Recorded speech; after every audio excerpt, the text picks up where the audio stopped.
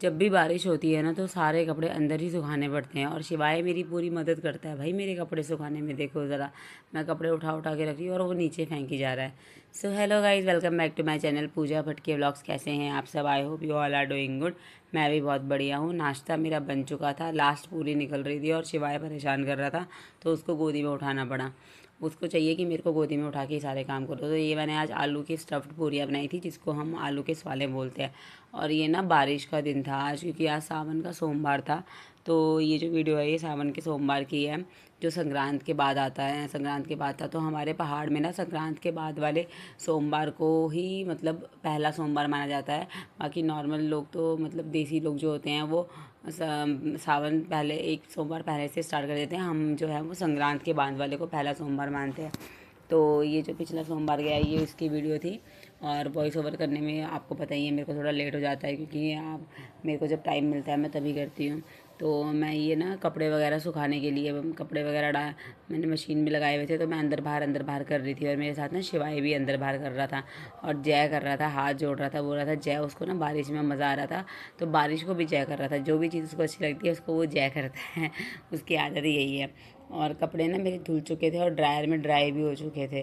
तो ड्राई करने के बाद इनको मैंने सबको टब में भरा और टब में भरने के बाद फिर इनको मैं ना अंदर ही लेके आ गई थी घर में, क्योंकि बाहर आप देख ही सकते थे जैसे बारिश हो रही थी सारी की सारी।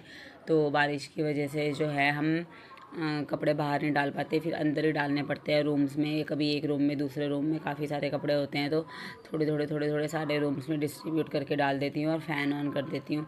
सूख तो जाते हैं यार फ़ैन में, लेकिन जो धूप में मज़ा आता है ना वो कहीं और नहीं आता। मतलब मैं भगवान जी से बोलती हूँ कि भगवान जी जब भी बारिश करो ना तो कम से कम 2-3 घंटे की धूप दे दिया करो, उसके बाद जितनी मर्जी बारिश करो, ताकि जो कपड़े हैं ना वो धूप में सूख जाएँ। बट चलो, जो हो बारिश का मौसम है, बारिश तो होएगी, मानसून चले में है। तो ये सारे कपड़े मैंने कुछ इधर वाले रूम में डाले, कुछ उधर वाले रूम में डाले। और शिवाय ना आगे पीछे ही घूम रहा था, परेशान कर रहा था। ये ना जो पेंट सारा का सारा उखाड़ा हुआ है ना, ये इसी ने उखाड़ा हुआ है। ये अपनी उंगलियों से पेंट उखाड़ उखाड़ के खाता है यार, बहुत परेशान करता है।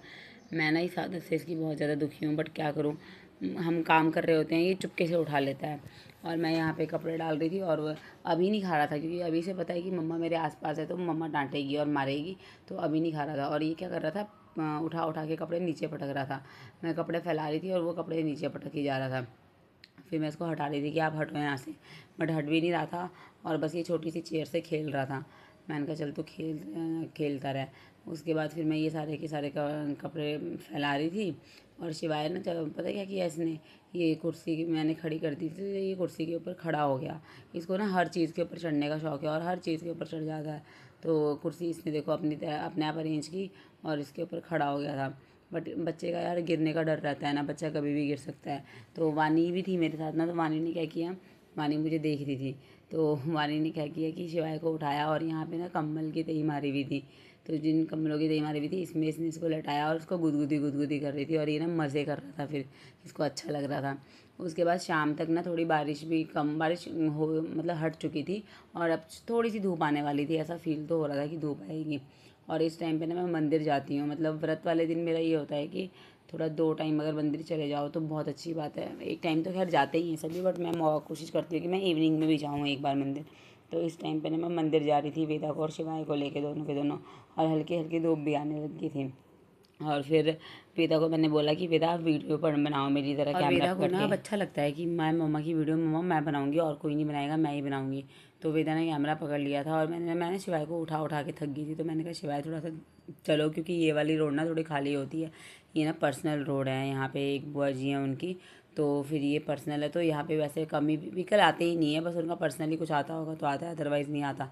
तो इसीलिए मैं शिवाय को ना ऐसे पैदल में हाथ पकड़ के चला रही थी। तो चलता है थोड़ा सा, पर ज़्यादा चलता नहीं है पब्लिक प्लेसेस में, पता नहीं क्यों डरता है थोड़ा, और फिर इसको गोदी उठाना पड़ता है। और लेकिन मुझे थोड़ा सा रिलीफ मिल रहा था कि हाँ चल थोड़ा बहुत चल तो रहा है।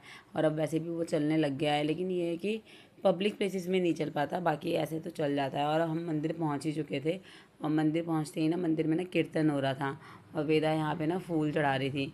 पता है क्या कर रही थी, फूल भगवान जी का लेके और भगवान जी को ही चढ़ा रही थी। क्योंकि फूल हम तो लेके आए नहीं थे, हमारे फूल हुए नहीं है, तो ये उन्हीं को लेके उन्हीं को चढ़ा रही थी। मैंने कहा कोई बात नहीं, चढ़ा दो, अब बच्चे को क्या ही बोल सकते हैं यार।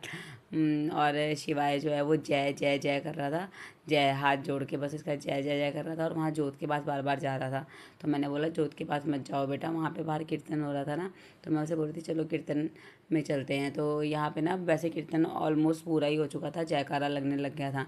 तो जयकारा लग रहा था ना, तो शिवाय ना खुश हो रहा था, बोल रहा था वाह, मतलब बोल तो नहीं रहा, और वो भी जयकारा लगाने की कोशिश कर रहा था हाथ ऊपर खड़े करके ना। तो वहाँ पे जो आंटियाँ बैठी थी वो कह रही थी देखो इस छोटे से बच्चे को भी समझ है कि जयकारा लग रहा है। और ये जो बूढ़ी जी है ना, ये हमारे पड़ोस में रहती हैं, ये भी मंदिर में आई हुई थी, और इनको प्रसाद मिला था ना सबको, बच्चों को और मेरे को भी।